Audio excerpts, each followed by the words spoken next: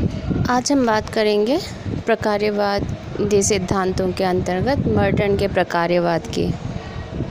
Robert Merton वास्तव में एक प्रकार्यवादी सिद्धांत को इस तरह से विकसित करना चाहते थे कि उसे संसार के किसी भी समाज पर समान रूप से लागू किया जा सके। इसी उद्देश्य को ध्यान में रखकर उन्होंने मानवशास्त्रीय प्रकार्यवादी सिद्धांत का आलोचनात्मक निरीक्षण किया। रॉबर्ट मर्टन जो थे वो एक कट्टर अनुभविकवादी थे। मर्टन वैसे तो पार्सन्स के स्टूडेंट रहे हुए, फिर भी वे अपने गुरु की आलोचना करते थे। उन्होंने पार्सन्स के द्वारा दी गई प्रकार्यात्मक सिद्धांत को स्वीकार नहीं किया। इन दोनों में एक बहुत बड़ा बुनियादी मतभेद था। पार्सन का मानना था कि एक ऐसे वृहद प्रकार्यात्मक सिद्धांत को बनाया जा सकता है जो कि अपने विस्तार में समाज के सभी पहलुओं को अपनी पकड़ में ले ले। पार्सन्स के सिद्धांत निर्माण की यह कल्पना मर्टन को पसंद नहीं थी। संपूर्ण व्यवस्था के समाजशास्त्रीय सिद्धांत के स्तर पर अभी तक भी समाजशास्त्र नहीं पहुंचा है। इसीलिए मर्टन का मानना था कि हमें आनुभविक तथ्यों को अधिक से अधिक एकत्रित करना चाहिए और हमें इन्हीं आनुभविक तथ्यों के आधार पर सबसे पहले मध्य स्तरीय सिद्धांत बनाने चाहिए। ये मध्य स्तरीय सिद्धांत अधिक गहनता लिए हुए होंगे और उनका निर्माण निम्न अमूर्तीकरणों से होता है, इसलिए वे ज़मीन से जुड़े रहेंगे। जब हम मर्टन के प्रकार्यात्मक सिद्धांतों की व्याख्या करते हैं तो हम यह भी जानना ज़रूरी समझते हैं कि मर्टन अपने अनुसंधान में अनुभविक हैं और जब वे सिद्धांत की परिभाषा देते हैं तो यह दृढ़ता से कहते हैं कि सिद्धांत तार्किक रूप से जुड़ी हुई अवधारणाएं हैं जिनका उद्गम आनुभविक समरूपता से होता है। इसलिए सिद्धांत की सही कसौटी इसकी आनुभविकता है। वास्तव में प्रकार्यात्मक सिद्धांत का निर्माण जिस प्रकार मर्टन ने किया है वो एक प्रकार का सैद्धांतिक संहिताकरण है जिसमें वे रेडक्लिफ ब्राउन, मेलिनोस्की और पार्सन से जो कुछ ले सकते थे वह लेकर और इन सबको एक व्यवस्थित श्रेणी या संहिता में रखते हैं और यही उनका प्रकार्यात्मक विश्लेषण का सिद्धांत है। सबसे पहले वे प्रकार्य पद की व्याख्या करते हैं और सलाह देते हैं कि इस पद के मनमाने प्रयोग को छोड़कर इसे इसके विशिष्ट अर्थ में ही काम में लेना चाहिए। प्रकार्य पद का विशिष्ट अर्थ गणित के चर से जुड़ा है और इसका अर्थ व्यवस्था के एक भाग का संबंध अन्य भागों और संपूर्ण व्यवस्था से होता है। इसके बाद वे प्रकार्यात्मक विश्लेषण को वैचारिकी के स्तर पर देखते हैं। प्रकार्यात्मक विश्लेषण अपने आप में एक बहुत जटिल परिकल्पना है जिसके परस्पर विरोधी स्वरूप होते हैं। रॉबर्ट मर्टन ने प्रकार्यात्मक सिद्धांत का ऐतिहासिक विश्लेषण किया है। उन्होंने जहां एक और अगस्त कोम्ट से लेकर दुर्खिम तक के समाजशास्त्रीय प्रकार्यवाद के विकास को देखा, वहीं उन्होंने रेडक्लिफ ब्राउन तथा मेलिनोस्की के द्वारा विकसित प्रकार्यात्मक सिद्धांत का विश्लेषण भी किया है। इन सबसे कुछ न कुछ लेकर उन्होंने प्रकार्यात्मक विश्लेषण के लिए एक पैराडिम या मॉडल तैयार किया। उनका कहना है कि हम दुनिया के किसी भी समाज का अध्ययन करना चाहें और यदि हमारे अध्ययन का संदर्भ प्रकार्यवादी है तो उनका यह मॉडल लागू किया जा सकता है। मॉडल एक विधि है जिसकी सहायता से हम समाज का अध्ययन कर सकते हैं। बड़े चिंतन और आनुभविक व्यवहार के अमूर्तीकरण के बाद मर्टन ने इस पैराडिम या मॉडल को बनाया है। इस पैराडिम में 11 आइटम या मद हैं।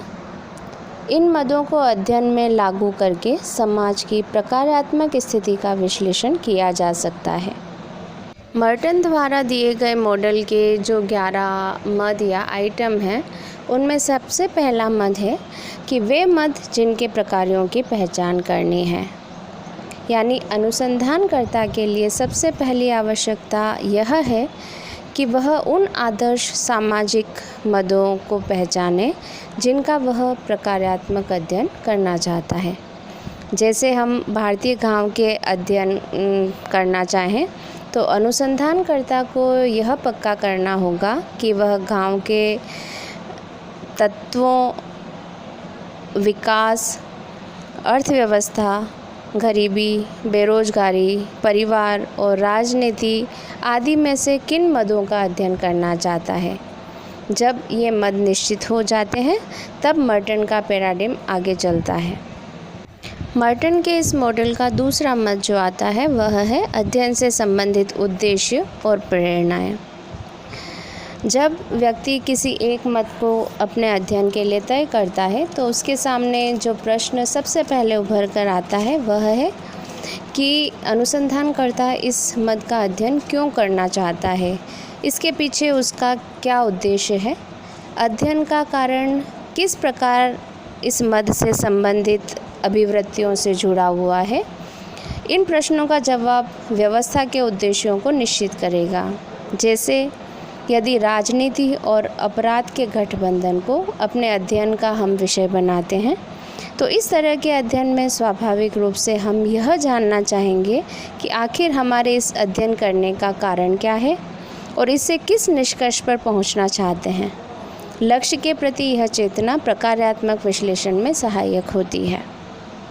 पैराडिम का जो तीसरा पॉइंट है वह यह कि यह मद प्रकार्य को किस प्रकार व्यवस्था को बनाए रखते हैं। किसी भी प्रकार्यात्मक विश्लेषण में इन तथ्यों की खोज करनी चाहिए कि जिस विषय का हम अध्ययन कर रहे हैं वह कहाँ तक अध्ययन क्षेत्र की व्यवस्था को बनाए रखने में सहायक है। कहीं यह दुष्कार्य तो नहीं है। सामान्य रूप से अनुसंधानकर्ता की यह प्रवृत्ति होती है कि वह किसी भी मद के सकारात्मक प्रकारों को ही देखता है। इस प्रवृत्ति के कारण नकारात्मक दुष्प्रकार्य उपेक्षित रह जाते हैं। इसलिए किसी भी मद को सकारात्मक कार्य को देखते हुए हमें इन अवधारणाओं का प्रकार्य के विभिन्न प्रकारों के संबंध में विश्लेषण करना चाहिए।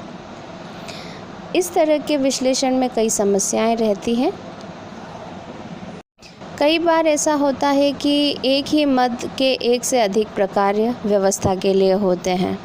जैसे विवाह विच्छेद का एक प्रकार्य पति पत्नी के विवाह को तोड़ देता है। दूसरा प्रकार्य आए दिन होने वाले पारिवारिक झगड़ों और मनमुटाव से मुक्ति पाना है। पत्नी को विवाह विच्छेद के बाद आर्थिक रूप से स्वतंत्र करना है।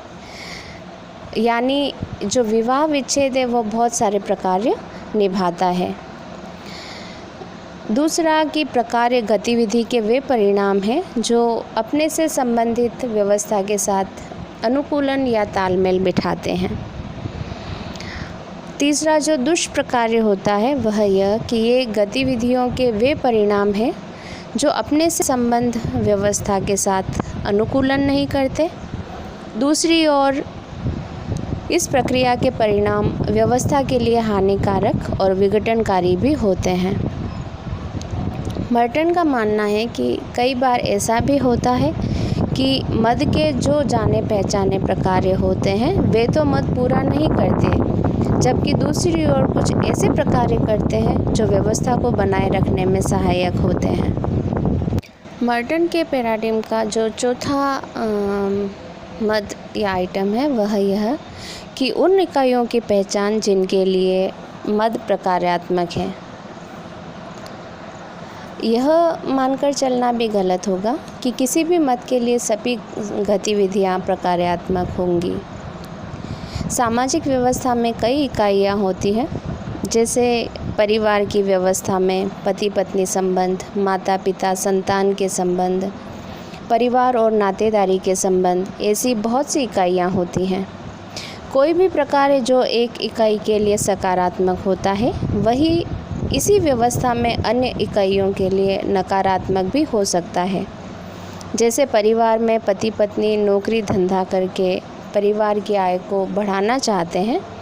इसका सकारात्मक प्रकार यह है कि परिवार का जीवन स्तर ऊंचा उठ जाएगा, लेकिन इसी के साथ नकारात्मक दृष्टि से संतान पर्याप्त पालन पोषण से वंचित रह जाएगी।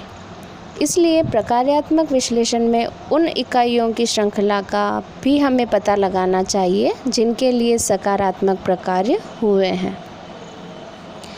5वां आइटम जो आता है वह यह कि उन प्रकार्यों की खोज जो व्यवस्था की आवश्यकताओं और पूर्व आवश्यकताओं को पूरा करते हैं। जब हम किसी व्यवस्था की बात करते हैं तो उसकी कुछ बुनियादी आवश्यकताएं भी होती हैं। व्यवस्था की इकाइयों का प्रकार्य इन आवश्यकताओं को पूरा करना होता है। ये आवश्यकताएं श्रेणी विभाजन की दृष्टि से 2 प्रकार की होती हैं।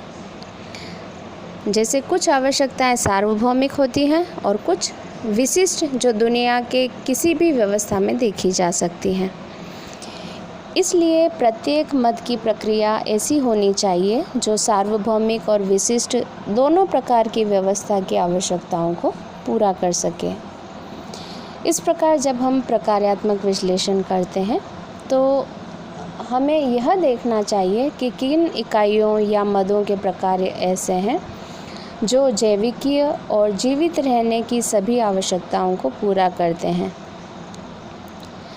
ऐसा करने के बाद हमें इन प्रकारों को सार्वभौमिक और विशिष्ट प्रकारों में वर्गीकृत कर देना चाहिए। पैराडिम या मॉडल का जो 6वां पद आता है वह यह कि क्रियाविधि जिसके माध्यम से प्रकार्य संपन्न किए जाते हैं। किसी भी व्यवस्था को जीवित रखने में उसकी आवश्यकताओं की बहुत बड़ी भूमिका होती है। सामान्य रूप से इन आवश्यकताओं की पूर्ति किसी न किसी क्रियाविधि के द्वारा होती है। विवाह एक व्यवस्था है। इसकी आवश्यकता यौन, प्रजनन और मोक्ष के लिए हो सकती है। इसकी प्राप्ति के लिए कई क्रियाविधियों को काम में लिया जाता है, जैसे विवाह का निमंत्रण, मंडप, पुरोहित, धार्मिक अनुष्ठान, प्रीति भोज। ये सब इसकी क्रियाविधियाँ हैं जिनके द्वारा हम विवाह को पूर्ण समझते हैं।